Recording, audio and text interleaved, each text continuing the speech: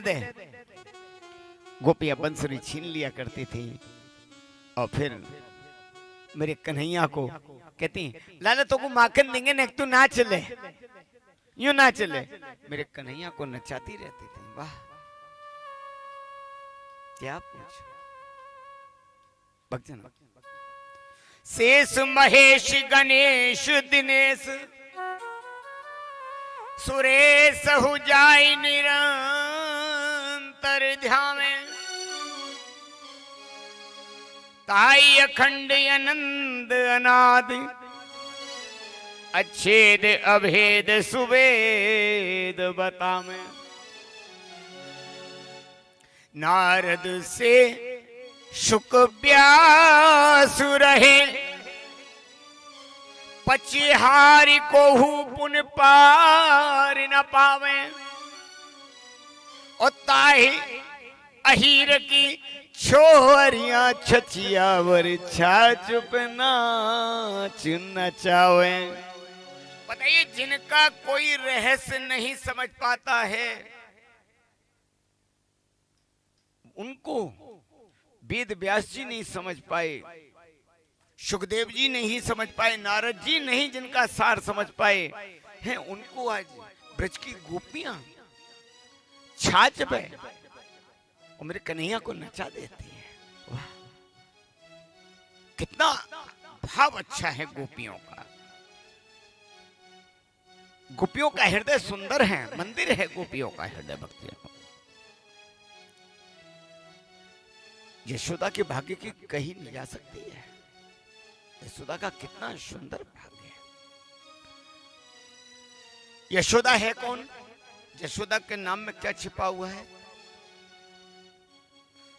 यशम ददाती यशोदा,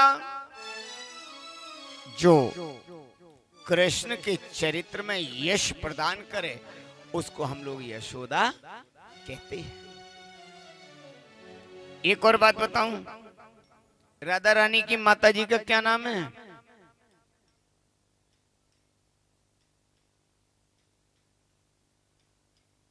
हाँ कीर्ति।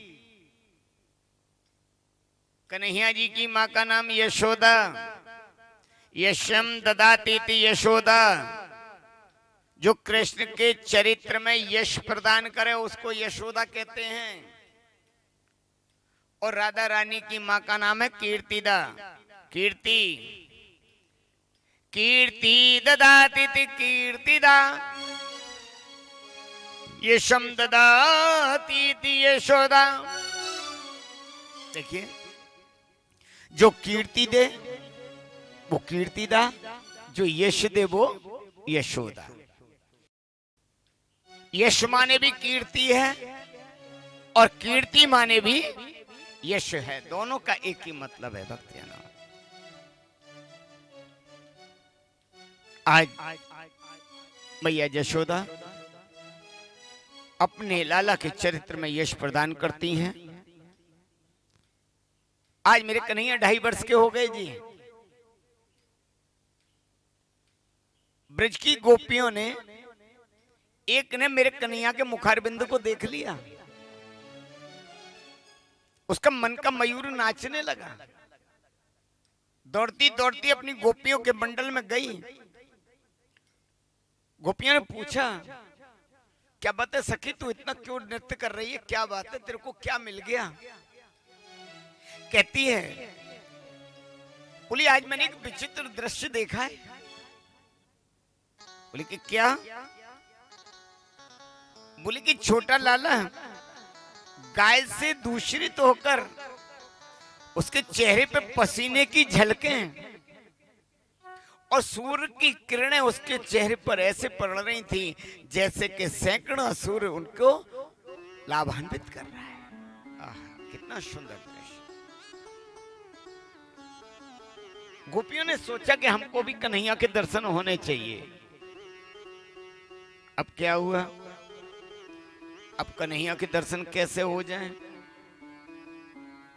सासू माँ तो कथा सुनने के लिए चली आए और बहू तो घर में रह जाएं। हैं? बहुआ ने सोची कि सासू माँ तो कथा सुनने गई अब हम कैसे कथा सुने? और कथा की आवाज यहाँ तक आऊ ना रही, चौके लाउड स्पीकर उतरवा दे गए हैं, तो हम यहीं बैठ के कथा सुन लेते। अब क्या करो जाए? गोपियों ने मन में विचार किया, बोले किसी भी तरीके से मैं कन्हैया के दर्शन करने हैं। तो गोपियों ने क्या किया मालूम है? अपने अपने घर में जो पुरानी पुरानी मटकी थी ना दही बिलोने वाली, वो तोड़ दी। सारी गोपियों ने प्लान बना करके तोड़ दी। जब पूजा पाठ करके सासू मां आई सुबह सुबह, देखा सारा का सारा दही फैल रहा था।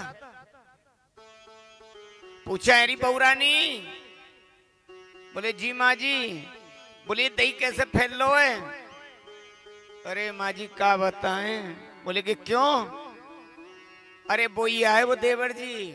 बोले कि तेरे कौन सा देवर आएगा यहाँ? अरे वो नंदू के लाला। बोले तो? बोले वो हमारी जब मटकिया फोड़ गए। अच्छा लबदारी के हूं, देखती हूं। इतने में घर से बाहर निकली, सो भैया जो 20 नंबर बारी निकली तो 19 नंबर बारी निकल आई। बोले कहाँ जा रही हो? बोले ऐसे ऐसे हमारे मटकिया फोड़ दे। बोले हमारे फोड़ी है। भैया सबन के घर में तो निकलते निकलते चली गई, चौराहे पे पहुंच गई। जैसे गेट से बाहर निकले बेकू भाई, इतने में एक बड़ी बूढ़ी और मिल गई। बोले कहाँ जा रही हो? बोले कि कन्हैया ने ना हमारे घर की मटकिया फोड़ दी है, शिकायत करवे जा रहे हैं हम जसोदा मैया थे। बोले ए बहना एक बात तो बताऊं। बोले कि का? बोले अब जसोदा मैया ने न्यों पूछी कि तुम्हारे सामने की बात है तो तुम का कहोगी? वो ना मेरी तो बहू ने बताई है। तो बोले बहू ने बताई है तो फिर हम बुरे नहीं बनेंगे? हाँ ये बहना जी तो तेने बात अच्छी कह दी, जा बात को तो हमने ध्यान ही ना दो।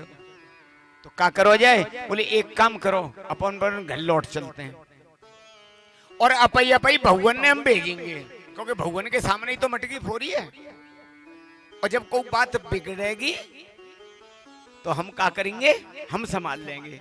और जसोदा रानी तो कह देंगे जसोदा मैया अब वो तो बहू है, देखो नई उम्र की छोरी है, वो का जाने जिन बातन ने। हाँ देखो हमारी तुम्हारी बात एक अलग है ना, बुरा मत मानी, को बात ना तोड़ दई तो तोड़ दई। लेकिन मटकिया फूट गई बड़ी बूढ़ी की, तो बिना बड़ी भाई जलन भाई, हाय में ददिया सास के जमाने की मटकी फोड़ दई। नई चीज को ज्यादा कष्ट ना होगा। अगर बालक कोई नई चीज ले आवे वो फूट जाए तो बाको बड़ी बूढ़ी ने कष्ट ना होगा। और जो ददिया सास के जमाने की कोई चीज फूट गई तो बहू की खैर ना है। हाँ बड़ी प्यारी लगे। भक्तजनों सारी की सारी लौटी आई और लौट करके अपनी अपनी बहुओं को भेजा। लेकिन भक्तजनों गोपियां क्या चाहती थी? गोपियां चाहती थी केवल हमें कन्हैया जी के दर्शन करने हैं और कुछ नहीं चाहते थे। गोपियों ने ये बहाना बनाया। सारी की सारी गोपियों ने कहा, बोले कि बउआ तुम ही जाओ। सो भैया झुंड के झुंड निकल करके और चल दिए नंदरानी के महल की तरफ। जब नंदरानी के महल की तरफ झुंड के झुंड जा रहे हैं, नंदरानी ने देखा कि ये तो मेरे महल की तरफ चली आ रही हैं सबकी सब बहुरानी। आहा जैसे ही देखती हैं जसोदा मैया दरवाजे में से सोचने लगी कि आज तो